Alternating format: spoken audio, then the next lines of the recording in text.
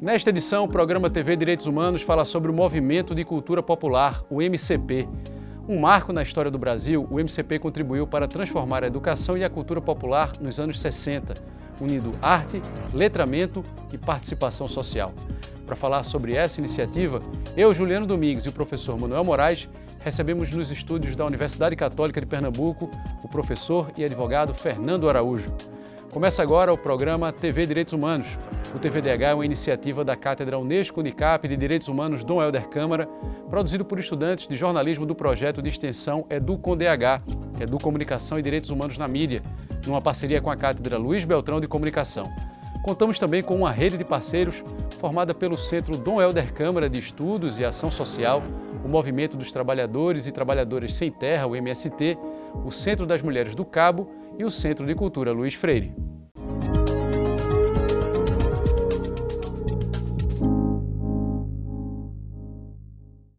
O Movimento de Cultura Popular, o MCP, foi uma iniciativa que nasceu no Recife, no governo do então prefeito Miguel Arraes, entre os anos 50 e 60.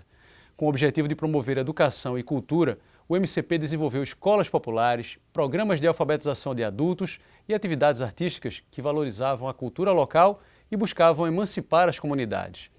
O MCP provou que a educação pode ser um instrumento poderoso para a transformação social, e isso assustou as elites políticas e econômicas da época. Apesar de sua interrupção pelo golpe de 1964, o legado do MCP ainda se mantém vivo nas lutas por justiça social e direitos humanos.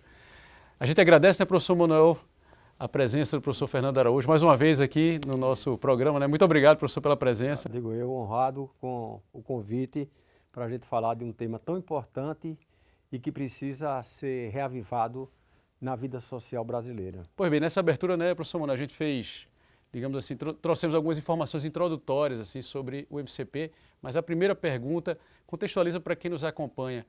O que foi o MCP? Depois a gente vai falar sobre o que é, né, sobre o legado do MCP, mas o que é que foi o MCP? O que é que ele representou naquela época?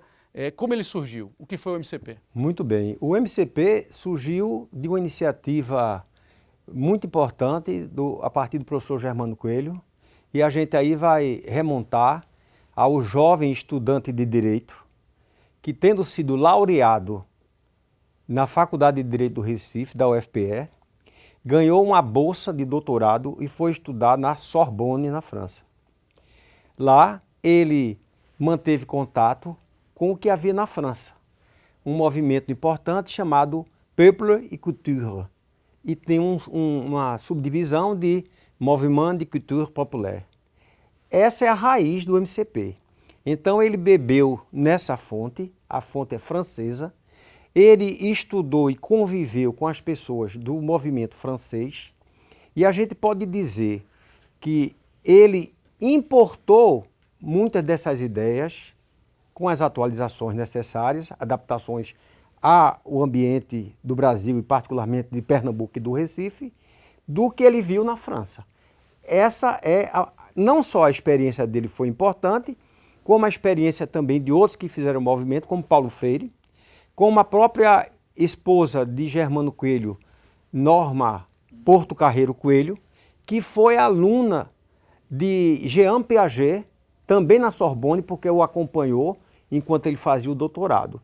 Então essas ideias foram trazidas para Pernambuco, para o Recife, e aqui elas ganharam força a partir do governo de Miguel Arraes, que convocou o professor Germano Coelho para uma reunião e para discutir não só Germano Coelho, mas muitos intelectuais, artistas, operários, uma grande reunião para discutir sobre o tema da educação e pedir apoio a todos para saber como a educação e a cultura em Pernambuco deveriam ser conduzidas, sugestões.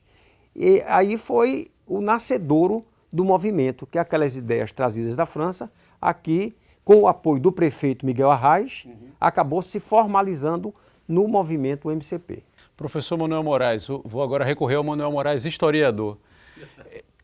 Conta pra gente, rememora pra gente um pouco o que era o contexto político e social, né, daquela década de 50, né, período chamado pós-guerra, né, década de 50, em que essas interações, né, e essa vivência do professor Germano Coelho à época aconteceram? Conta pra gente que ambiente era esse. O Brasil era uma ilha de pessoas analfabetas, né? Poucas pessoas eram alfabetizadas e isso fazia com que a elite se consolidasse a partir de gerações de famílias que tinham acesso à educação. E a grande parte da grande massa dos trabalhadores não tinham. Sem falar de que o analfabetismo impedia a pessoa de votar. Isso era uma condição necessária para o controle político dos coronéis. Inclusive, algumas dessas pessoas, quando iam votar, chegavam com papéis já preenchidos, né? Esse é o famoso voto de cabresto, que foi muito popular, né? Conhecido como um tipo de período em que a nossa República Velha praticou. Então, era uma democracia de simulacro, né? Na verdade, o movimento social que vai surgir a partir da década de 20, movimento sindical, movimento popular, vai preencher um vazio importante na cidade. A cidade vai se fortalecendo como espaço público e político, as manifestações políticas vão se fortalecendo, os comícios vão se tornando cada vez mais importantes e a classe trabalhadora vai se organizar politicamente. Então, esse movimento que Germano faz, ele tem um fundo político importantíssimo, que era, na verdade, politizar a classe trabalhadora, organizar, a partir da cultura, uma sociedade que estava bastante dividida. Naquele momento, professor Fernando, o senhor mencionou que naquele momento, então, houve um encontro entre Germano e Arraes. E aí eu pergunto, né, a partir daquela perspectiva, né, professor Manuel, dos condicionantes necessários e suficientes para que algo viesse a acontecer. Não fosse Miguel Arraes, prefeito do Recife naquele momento, teria acontecido o MCP? Eu acho que só dois homens teriam essa sensibilidade. Eu acho que Pelópidas Silveira e Miguel Arraes. Miguel Arraes, ele estava no momento, né, porque ele se elegeu prefeito do Recife, e foi exatamente o momento em que Germano tinha retornado, né, dos seus estudos.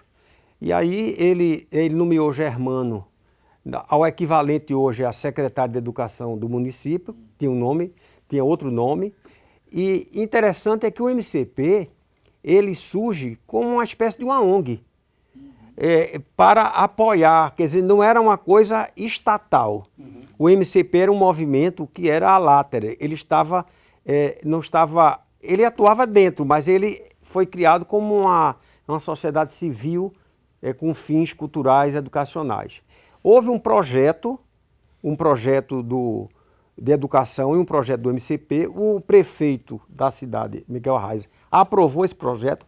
Esse projeto foi muito discutido e ele aprovou. Germano foi nomeado, então, para esse órgão equivalente à Secretaria de Educação e, a partir daí, pôde ir tocando como idealizador e primeiro presidente do MCP, com o apoio de uma quantidade enorme, uma pleiade de intelectuais, artistas, operários, né? A gente pode citar entre eles o próprio Paulo Freire, Paulo Rosas, Anita Paz Barreto e muitos outros que na época, né, somaram nesse movimento e aí tocar com grandiosidade esse movimento, tendo o apoio estatal da prefeitura, mas o que o prefeito havia dito quando convidou essas pessoas para discutir o assunto, disse: nós temos uma escassez muito grande de recursos, o que a gente precisa é criatividade. E o MCP foi a criatividade, foi uma manos longas, né, do poder municipal, que ajudou e muito a transformar a maneira como se procedia a educação e a cultura, porque o movimento fez com que o povo entendesse que é através da cultura que as pessoas se libertam, que as pessoas falam de sua vida e de sua alma. Uma das características, entre tantas outras, né, incríveis do MCP, foi a capacidade de reunir tantas mentes brilhantes, né, tantos intelectuais, e colocá-los em contato com a cultura popular e interação com o povo. No próximo bloco a gente vai falar sobre isso, e no próximo bloco tem também o quadro Conexão TVDH.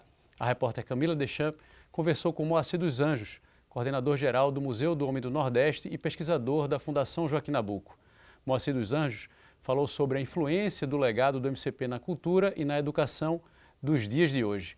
A gente volta no instante.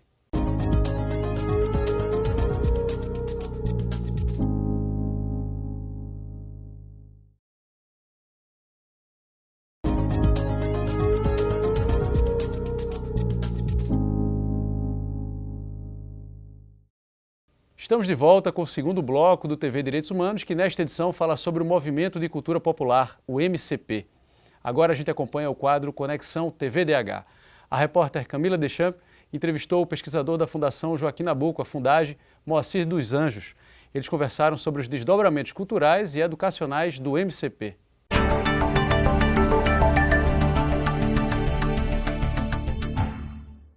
O MCP foi criado em 1960 no Recife e planejava expandir suas atividades para todo o estado de Pernambuco, mas foi interrompido por causa do golpe de 64. Para falar sobre as influências e heranças do MCP, do Movimento de Cultura Popular no Brasil, vamos conversar com Moacir dos Anjos. Ele que é doutor em Economia, curador e pesquisador da Fundação Joaquim Nabuco e coordenador-geral do Museu do Homem do Nordeste. O MCP foi um movimento pioneiro entre os demais movimentos de cultura do século XX. Como que ele influenciou a cultura brasileira? Sim, um movimento que reuniu uma gama extensa da sociedade em torno de um objetivo comum, que era inicialmente o de alfabetizar a população da cidade do Recife, que naquele momento, em 1960, o Recife tinha um percentual altíssimo de analfabetismo, principalmente entre as crianças e os adolescentes. Quase 2/3 da população dessa faixa etária no Recife era analfabeta, e isso evidentemente tinha implicações terríveis do ponto de vista da empregabilidade futura dessas pessoas, em termos de possibilidades de vida, e também da capacidade de emancipação delas quanto pessoas capazes de interagir e de agir por conta própria, fazer valer seus direitos, narrar suas próprias vidas, influenciar nos rumos das suas vidas, até porque, naquele momento, é preciso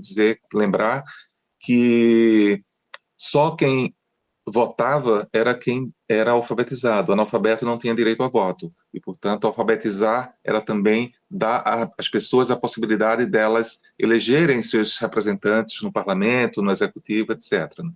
E, ao mesmo tempo, naquele momento, não existia no Recife uma rede municipal de escolas. Não existia, existiam somente escolas estaduais e escolas federais.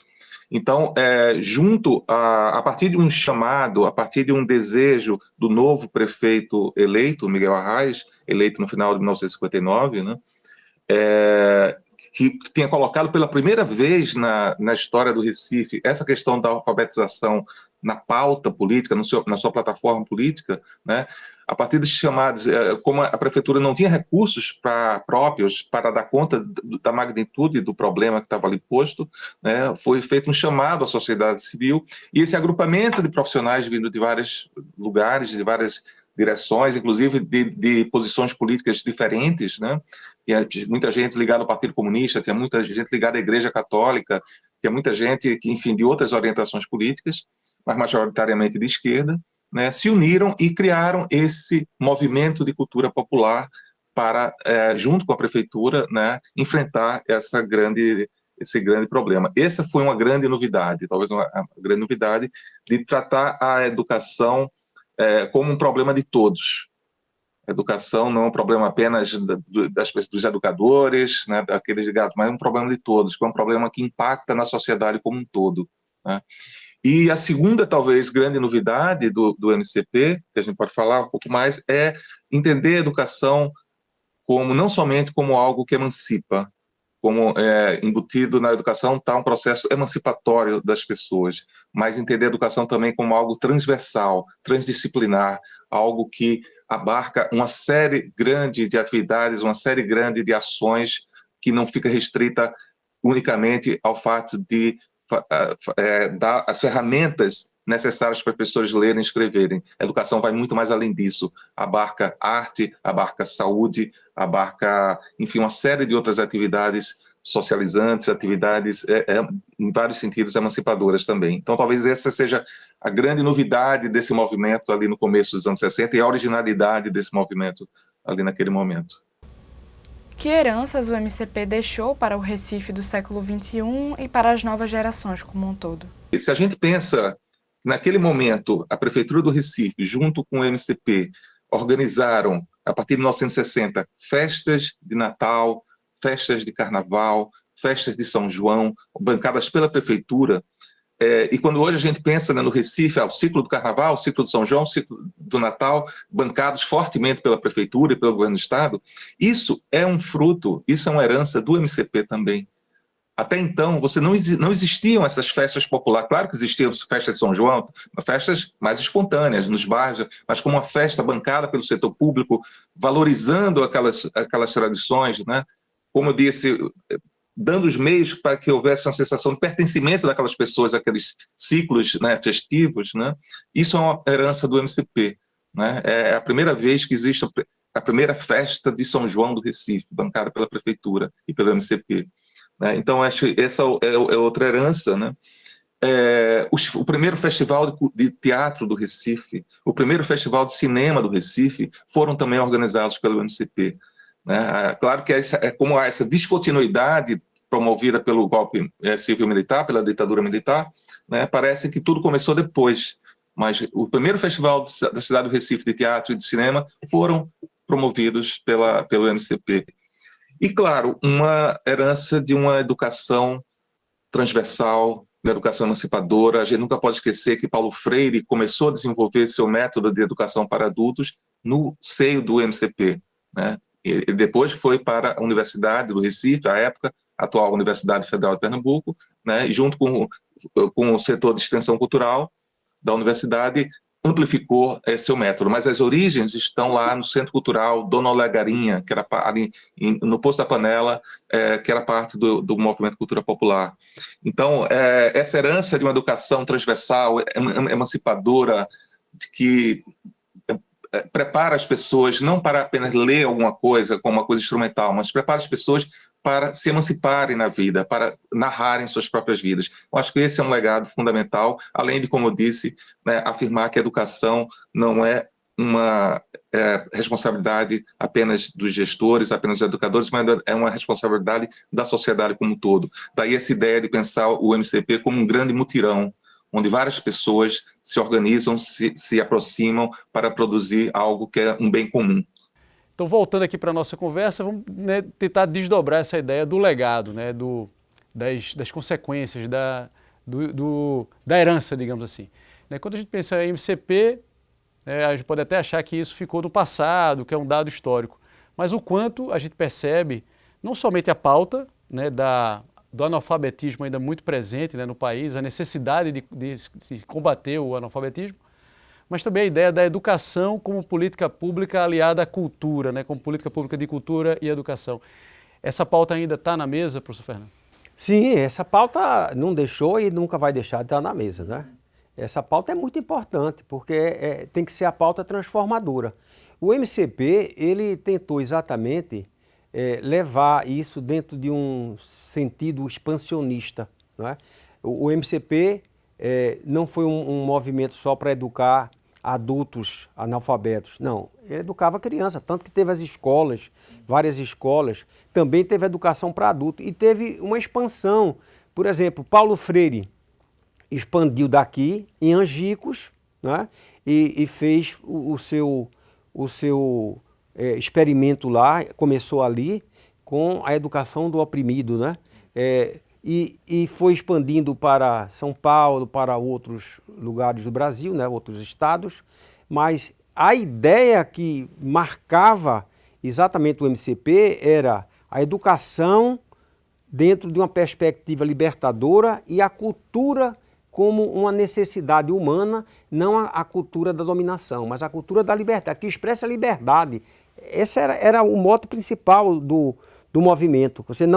Você combater a cultura de dominação, que é uma tendência muito grande que a gente vê no mundo todo, não é só no Brasil, das elites que querem impor para toda a sociedade um tipo de cultura que às vezes é incompatível com as expressões, com o modo como as populações que estão mais na base, não é, como elas querem se expressar. Essa é que é a verdade. E aí a gente observa, né, professor Manuel, uma interação, os registros mostram isso, né, quem vivenciou o movimento à época também relata isso, uma interação muito grande entre intelectuais de renome nacional e grupos populares, né, quer dizer, o povo propriamente dito. Isso era parte do plano, quer dizer, isso era a essência do MCP? Exatamente, porque rompia aquela ideia de que a cultura estava nas universidades e que a música erudita era música e todas as outras eram coisa do povo.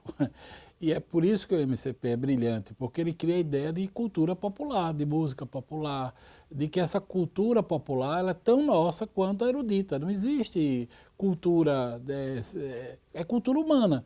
Então tudo que é produzido é humano e tudo que é humano é belo, é necessário, é fundamental. Então há uma valorização, né, dos cortejos de Natal, no sítio da Trindade, onde acontecia o movimento de cultura popular, né, Pelotas desapropriam-se da Trindade e o centro, o casarão, aquele casarão acontecia as manifestações culturais como acontece até hoje. Então todo o período natalino, com os festejos, o festejo do São João, do Carnaval, então isso passou a ser inserido na cidade, valorizado pela cidade. E não colocado como se fosse coisa como se fosse uma materialidade, uma subcultura. A ideia do movimento cultural é que não existe subcultura. Tudo é cultura e tudo pode ser transformado. Ou seja, um tema super atual, né? Quer dizer, uma perspectiva, digamos, de vanguarda, né? Porque fala-se tanto sobre... Exatamente, quer dizer, a perspectiva decolonial, de valorização dos povos originários, né? E para a gente encerrar esse bloco, professor Fernando, quando a gente lê a lista, né, dos intelectuais envolvidos, eram grandes nomes, né, da época. O senhor mencionou alguns deles, mas que outras pessoas de renome nacional e internacional se integraram ao MCP? Há muitos. A gente pode dizer aqui na música, Geraldo Menuti e Mário Câncio. A gente pode dizer um monstro na escultura, que era Abelardo da Hora. Abelardo da Hora. E a gente vai vendo que o movimento de cultura popular, ele foi um movimento que ele sabia juntar e aproveitar, né, a cultura popular e fazer o casamento com o clássico, né? Abelardo da Hora com a escultura, Mário Câncio e Geraldo Menuti, dois maestros de renome, né? E eles faziam isso, aproximar o povo para também, além da sua música, mais apreciar a música mais erudita. Então era uma coisa assim muito impressionante, né? A gente teve no plano, hoje, pessoas que tiveram repercussão muito grande no plano nacional, como Zé Wilker, Nelson Xavier, não é? E sem esquecer, evidentemente, lembrar sempre Paulo Freire, né? Porque Paulo Freire depois, a partir desse experimento que foi feito aqui em Pernambuco, explodiu não no Brasil, no mundo inteiro, com a sua maneira de ver e praticar a educação. Então o movimento teve uma grandiosidade impressionante e eu acho que é por isso que a gente precisa reviver, como vocês estão fazendo aqui, de uma maneira muito importante, essa revisitação às ideias do MCP. Perfeito. No próximo bloco tem o quadro Educar, aliás, tem o quadro Fala Povo. A repórter Ana Célia foi às ruas perguntar: você sabe o que é o MCP? A gente confere as respostas já já. O Educar é no outro bloco, né? Vamos chegar lá. Daqui a pouco a gente volta.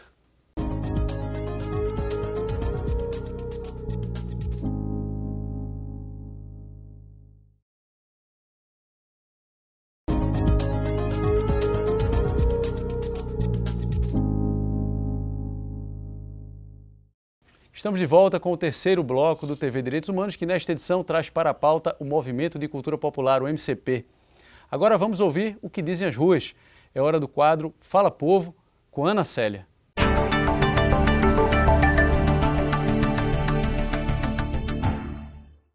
O movimento de cultura popular é o resultado de uma importante mobilização social e cultural que surgiu no Brasil na década de 60. O MCP marcou uma nova era na educação e na valorização da cultura, expressão, tradição e classes populares.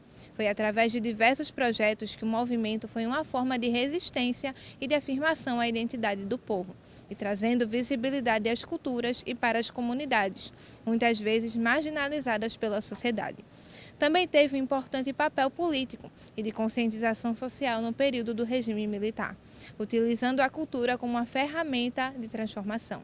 Sobre essa questão, no Fala Povo de hoje, fomos à rua para fazer a seguinte pergunta: você sabe o que é movimento de cultura popular?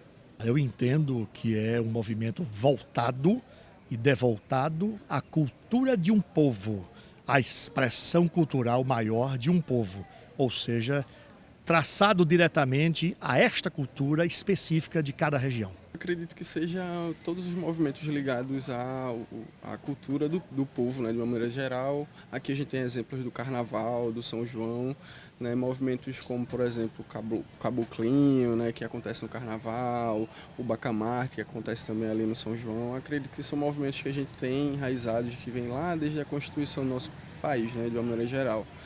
E aí eu acredito que esses movimentos, no caso culturais, né, trazem muita coisa interessante para a nossa sociedade de uma maneira geral. Mais ou menos, eu confesso. Então, acredito que seja um conglomerado de pessoas que, com o intuito de estabelecer a questão da cultura em diversos locais, né? Ou seja, promover a cultura, né? Através de diversas... Deixa eu ver, como é que eu posso falar? Através de diversos povos. Eu acho que superficialmente seria isso. A gente ainda precisa falar muito do MCP, professor Fernando, para que as pessoas cada vez mais saibam da importância, ou o senhor acredita que essa informação, em grande medida, já se encontra difundida? Não, eu acho que a gente precisa falar muito, até porque, como o MCP foi um movimento que foi sufocado, esmagado de uma maneira muito violenta, tinha a sua sede lá no antigo Arraial Velho do Bom Jesus, em Casa Amarela, mais conhecido hoje com o nome de Sítio Trindade, não é? Ali era a sede da Zona Norte aqui do Recife, do Recife, em Casa Amarela, e foi uma coisa terrível, né? Tanques invadindo, subindo os jardins para interromper o trabalho magnífico do MCP. E durante mais de 20 anos houve um silêncio total sobre o MCP e muitas pessoas foram perseguidas, não é? Inclusive o próprio professor Germano, que teve que se exilar, não é? Ele não foi exilado, mas teve que se exilar porque sentiu que a situação dele não estava muito tranquila aqui e ele passou 5 anos morando na Inglaterra. Foi morar lá, teve que ter uma vida lá fora aqui do Brasil, exatamente porque a situação não ficou muito confortável, né? Foi chamado depois, naquele tempo, né? Ele e outros que integraram o movimento para dar as explicações que, evidentemente, eram coisas absurdas sobre o que se perguntava sobre o movimento, né? O país deveria ter orgulho daquele movimento transformador, mas houve muita perseguição. E é por isso que hoje a gente deve retomar, porque nós estamos num momento de liberdade e que precisamos ampliar cada vez mais esse espaço de liberdade, porque há pouco quase que nós perdemos novamente essa tranquilidade, né, democrática de viver, de falar, de se expressar e de educar a população. Professor Manuel Moraes, quando a gente observa a história recente do Brasil e revisita o MCP, a impressão que se tem é que essa história ela nunca acabou, quer dizer, ela continua, né, professor Fernando? Então, recentemente, Paulo Freire passou a ser atacado de maneira muito intensa, né? E aí eu pergunto, professor Manuel Moraes, o quanto desse clima ainda persiste agora? Quer dizer, o clima de perseguição contra o MCP e toda a violência que foi cometida durante ali a década de 60, a partir de 64, o quanto ainda está vivo, né, essa lógica de que era um plano comunista, né? A gente vê isso nos registros, né, como se o MCP fosse uma escola para formar, né, comunistas. Essa história ainda não acabou? A gente pode pensar a partir dessa perspectiva? Sem dúvida, porque eu acho, Juliano, que o Fernando muito bem pontuou, o que havia no MCP é um projeto de Brasil-República. Então esse, na verdade, é o pano de fundo do pensamento de Paulo Freire. Como trazer para a sociedade uma educação republicana, ou seja, uma escola laica, ao mesmo tempo uma escola que respeita os costumes, né, e as diversas religiões, ou seja, há um pluralismo de ideias que circula a formação da educação, educadores, né, e não aquela ideia de autoridades, né, professores que estão voltados para entender o contexto, né, então a leitura. Para Paulo Freire, nós já somos letrados na sociedade, há um letramento natural. A questão da alfabetização do método é trazer essa alfabetização a partir do lugar que a pessoa vive, dos significados que a pessoa se interage. E a educação que vinha sendo feita anteriormente a Paulo Freire era uma educação extremamente formal. Então você tinha um tipo de letramento que era behavioriano, né? Você vai repetir as letras. E o que Paulo Freire quer é que você leia o mundo. Então isso é uma mudança completamente, é uma mudança pedagógica, uma mudança de norte. Então o aluno ele se envolve numa perspectiva de que ele vai descobrir que ele é de candomblé, que ele é espírita, que ele é católico, então ele quer ler a Bíblia, ver. Então isso é uma motivação muito maior do que simplesmente a ideia de uma formalidade, que era o projeto anterior, que era um projeto elitista. A educação pública ela começa no Brasil a partir do modelo privado. As prefeituras cediam espaços e os latifundiários construíam as escolas. E essas escolas, chamadas escolas, elas tinham inclusive empregos, essas pessoas que eram empregadas eram as filhas dos donos do engenho. Então era uma escola feita para a elite. E os professores, a professora nesse caso, ela era uma espécie de abnegada. A pessoa que doa da sua riqueza, né, do seu bem-estar, um tempo para educar os pobres. Então essa educação, Paulo Freire diz que ela é negativa, porque ela não vincula as pessoas a uma relação profissional. Porque para Paulo Freire, a educação é profissional. Por isso que precisa ter uma formação para os professores. E é dali, de Paulo Freire, que surge toda uma ideia de ruptura da antiga escola normal, que era uma escola feita só para mulheres, para que elas pudessem ser essa áurea da tia, né? Essa coisa que Paulo Freire tanto combate, né? Nós não somos tias nem tios, nós somos professores. Temos um papel, um legado, uma construção. E a escola não pode ser idealizada. A escola é um dos espaços de formação dessa criança. Então tem a família, tem os grupos recreativos, tem o movimento estudantil, o movimento popular, tudo isso forma uma cidadania. Agora, você negar a pessoa o letramento, você está suprimindo dela um direito cultural que pode ser universal. Esse é o grande desafio do MCP. No próximo bloco tem o quadro Educar para os Direitos Humanos. O repórter Jackson Augusto traz uma pergunta sobre como a educação popular continua sendo uma ferramenta relevante para a justiça social ainda hoje. A gente volta daqui a pouco.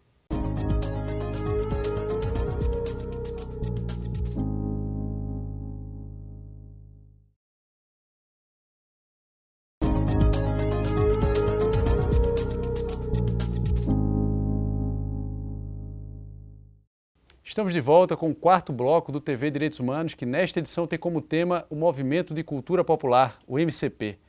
No quadro Educar para os Direitos Humanos, o repórter Jackson Augusto trouxe uma pergunta para que nossos convidados respondam, né? Uma pergunta trazida, professor Fernando, professor Manuel, de quem acompanha o nosso programa. Vamos lá ver.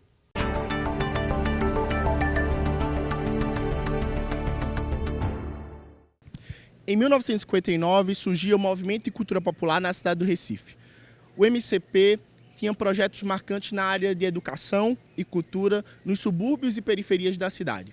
Um desafio histórico era a questão do analfabetismo, que perdura até hoje. Segundo o censo de 2022, a taxa de analfabetos entre negros é mais que o dobro que registrada entre as pessoas brancas. Entendendo que as questões raciais aumentam as desigualdades sociais, o cineasta e jornalista Marcelo Pedroso nos traz uma pergunta. Olá, gente. Eu queria fazer uma pergunta que é relacionada a como o movimento de cultura popular encampava o debate racial, né?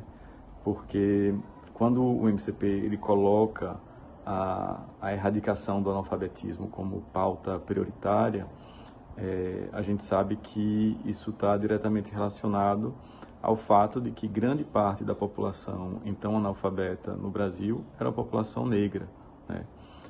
E isso era nitidamente um instrumento de exclusão do direito da cidadania dessa população, já que os analfabetos não podiam votar no país, né? Então, o analfabetismo ele era uma política pública brasileira que visava a excluir essa parcela da população dos seus direitos. Então, como é que o MCP lidava com o debate racial, como é que ele era travado nessa época, quais eram as reflexões, quais eram as questões e como é que essa questão do analfabetismo e dos direitos cidadãos e políticos das pessoas se relacionavam com as questões raciais sob a ótica do MCP, como é que o MCP tratava disso.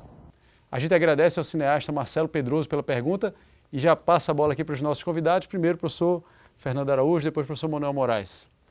É verdade, o ordenamento jurídico da época, ele proibia que o analfabeto votasse, né? Isso só foi conquistado depois no Brasil. Agora, o que o MCP fazia exatamente era promover, mesmo no analfabeto, e sobretudo os adultos, que eles tivessem acesso à educação para que eles pudessem se inserir dentro desse contexto de cidadão, de eleitor. E isso foi conseguido em milhares de casos de pessoas que passaram pelo MCP e se libertaram, porque a educação, a cultura era um meio de libertação. Então você dava a formação ali para que a pessoa pudesse se entrar dentro do contexto da legalidade, vamos dizer assim. Sair porque a Constituição, né, vedava o analfabeto votar. Então, qual era a maneira? Estar alfabetizado. Agora passa a ser um cidadão. Porque, na verdade, a luta do MCP não era uma luta legislativa de mudar a Constituição, mas era de inserir pelos meios que o MCP tinha. Quais eram os meios? Educação e cultura. Então, essa é a luta do MCP. É a razão por qual essa luta era muito legítima e era uma luta de inclusão dentro do conhecimento e da racionalização do que vinha a ser os direitos humanos na época, né? Depois isso se aprofundou muito mais, né? Hoje a gente tem uma noção muito mais precisa, muito mais assim, acertada do que vem a ser a valorização do humano, que é o direito humano, não é? Antigo direito natural, como se dizia muito, muito remotamente. Exato. Não, veja, eu acho que havia um corte importante do MCP em relação a essa questão, na medida em que ele inseria o negro como ator social. E os movimentos, né, culturais da população negra, eles eram respeitados na sua integridade. Diferente da ideia de Gilberto Freire de que nós vivíamos uma democracia racial. Então era uma inclusão crítica, não era uma inclusão estética. Ou seja, não era a ideia de trazer o caboclinho e a partir dali você dizer que tem a cultura da periferia ou indígena. Era a perspectiva de perceber que existia uma exclusão, que essa exclusão promoveu um genocídio e que esse genocídio só pode ser reparado com trabalho, com memoriais, com espaços, né, alternativos. Ou seja, o movimento de cultura popular estava muito avançado no tempo. Graças a essa conexão que Dr. Fernando trouxe, muito importante, com a Europa também, que vivia esse momento de revisão. Lembre que em 68 era o proibido proibir. Então o Germano viveu todo esse movimento de contestação, um movimento contra a cultura, contra as hegemonias, né? A forma hermenêutica de pensar a sociedade, e que Foucault, tanto Guattari, se a gente fosse pensar nos pensadores que vão surgir desse movimento, vão dar luzes a uma nova sociologia, uma nova ciência política, a uma nova forma de pensar a cultura. E foi isso que impactou o movimento de cultura popular. E evidentemente que tudo isso ainda era muito complexo, tendo em vista que a gente não tinha as escolas organizadas, a rede organizada, a gente não tinha as universidades como a gente tem hoje. Né? Os próprios cursos de ciências sociais da Federal estavam sendo formados, né? O curso de filosofia, quer dizer, havia só o curso de direito. Por isso que grande parte dos educadores, 90%, vieram do direito, porque eles eram, na prática, estudantes de direito que saíram do âmbito jurídico para as letras, né? E é o caso de Paulo Freire, é o caso de Paulo Rosas, que a gente precisa fazer uma homenagem a Paulo Rosas, porque Paulo Rosas insere todo um contexto da psicologia, né, dentro do processo educativo, num grande psicólogo, mas que teve formação jurídica, porque toda a formação vinha do direito.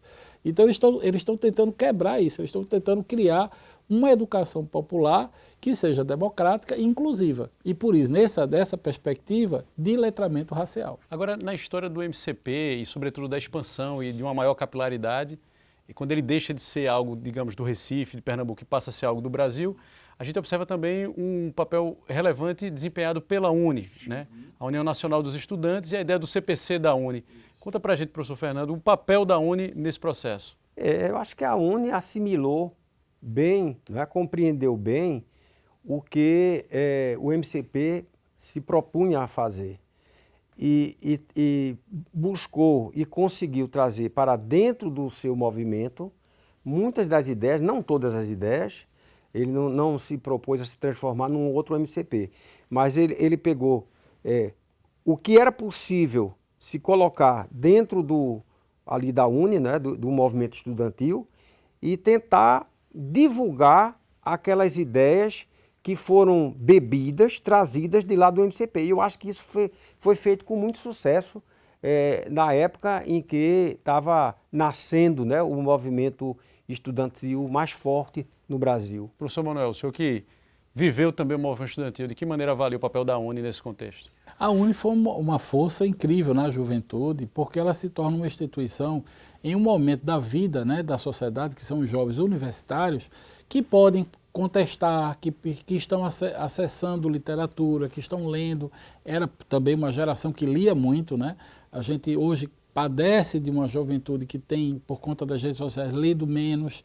Então, na população que o jovem era muito crítico, era uma geração que tinha uma visão cosmopolita da sua realidade. Então, portanto, se organizava politicamente, entendendo que nessa luta política de organização era possível defender a redemocratização do Brasil, porque infelizmente veio o golpe de 64 e tudo que representou o retrocesso, né, do fascismo. Porque na prática o golpe de 64 é baseado numa ideologia fascista, uma ideologia de negação da literatura, de negação da diversidade, da negação do teatro. Então todos esses movimentos vão ser cerceados, vão ser perseguidos. Os atores vão ter que fugir do Brasil quando não são assassinados ou perseguidos, né? Então, de fato, o MCP resistiu em função da sua capacidade de capturar a alma da sociedade. Se o MCP não tivesse essa capacidade, ele não teria subsistido. Mas ele subsiste hoje quando a gente fala de LDB. Você pega a LDB, você encontra o movimento de cultura popular. A LDB é a Lei de Diretrizes. A Lei de Diretrizes e Bases da Educação, porque quando você pega a LDB, você fala assim, ó, a educação é pública, é gratuita e universal. Não é? E essa ideia de uma educação pública gratuita em todas as faixas, ela impõe à sociedade uma ideia de república, que no fundo é aquilo que Paulo Freire sempre defendeu, que a educação é um direito. Depois do intervalo tem o quinto e último bloco desta edição do TV Direitos Humanos, quando a gente vai falar um pouco mais sobre o legado do MCP, né? Como a gente vê o MCP hoje e essa herança. Daqui a pouco a gente volta.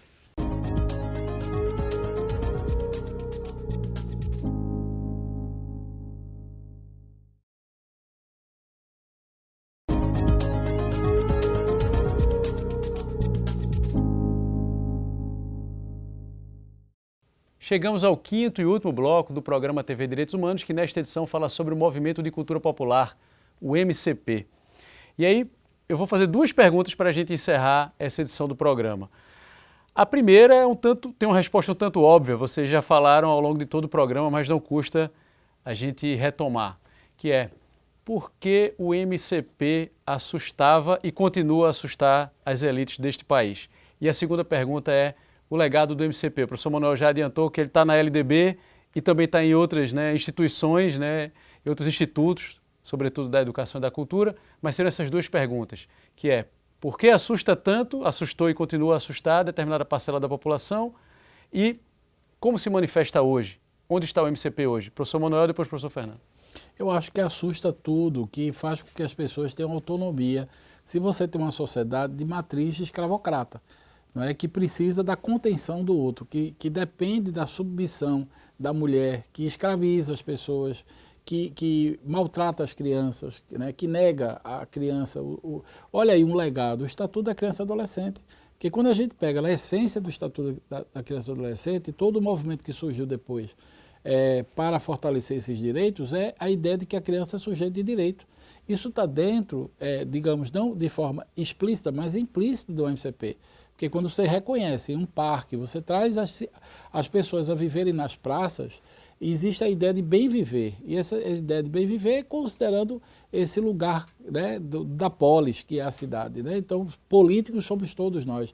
Então isso assusta, porque era uma sociedade extremamente marcada pelo autoritarismo, né, das elites, uma elite muito conservadora, muito reacionária, e que, na verdade, viu o MCP como um inimigo do ponto de vista de classe. Então esse é o ponto. E quanto ao legado, eu acho que existe toda uma dimensão socioafetiva, né, de uma sociedade que viveu um período muito dramático de ruptura democrática, mas que conseguiu, com a redemocratização, construir a Constituição de 88. Eu acho que, de certa forma, claro que eu estou aqui fazendo uma análise bastante ampla, mas eu acho que a gente pode colocar que a Constituição que a gente tem hoje e todo o legado constitucional que ela vem defender é também legado do movimento de cultura popular. Professor Fernando.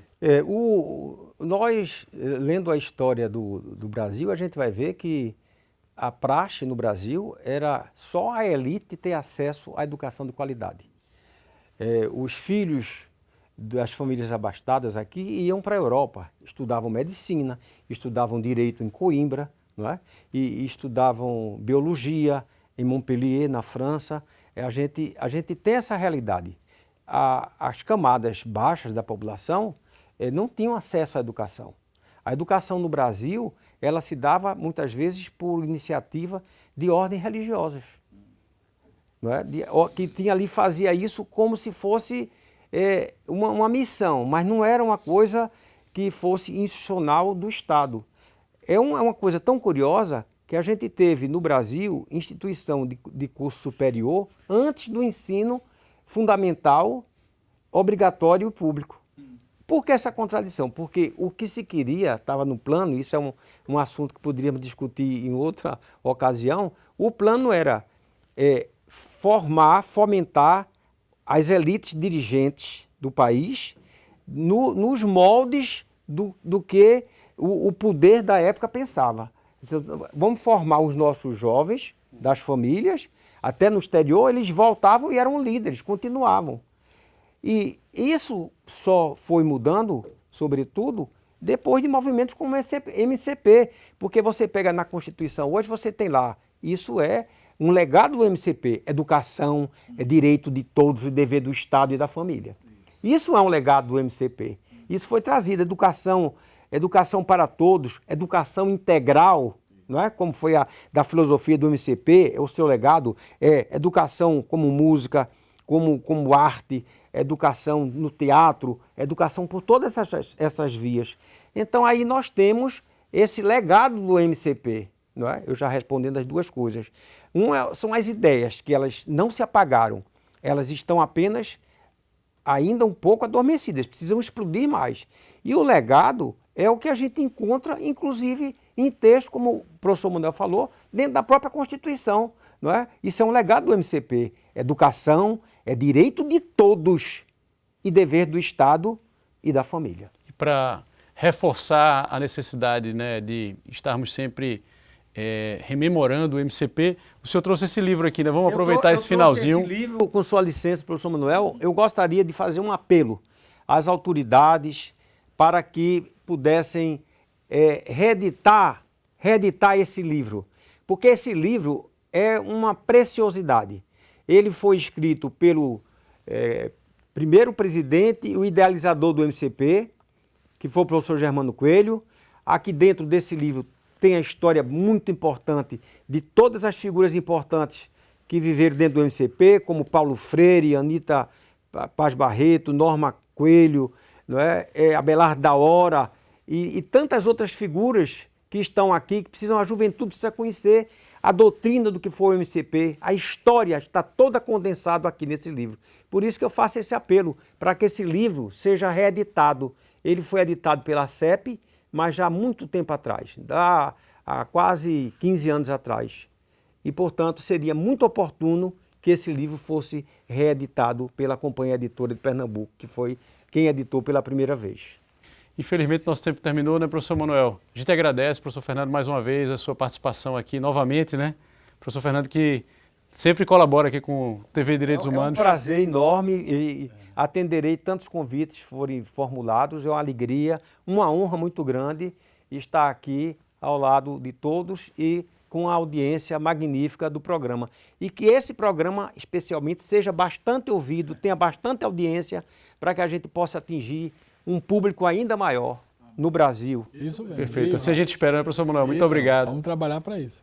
O TV Direitos Humanos é uma iniciativa da Cátedra Unesco Unicap de Direitos Humanos do Helder Câmara, produzido por estudantes de jornalismo do projeto de extensão EduComDH, Educomunicação e Direitos Humanos na Mídia, numa parceria com a Cátedra Luiz Beltrão de Comunicação. Contamos com a rede de parceiros formada pelo Centro Dom Helder Câmara de Estudos e Ação Social, o MST, o Centro das Mulheres do Cabo e o Centro de Cultura Luiz Freire. Acompanhe a gente nas redes sociais e traga sugestões. Nosso canal é programatvdh.unicap. Estamos também no YouTube nos canais Jornalismo Unicap e Cátedra Dom Helder. Lá você encontra outras edições do programa sempre com o tema dos direitos humanos.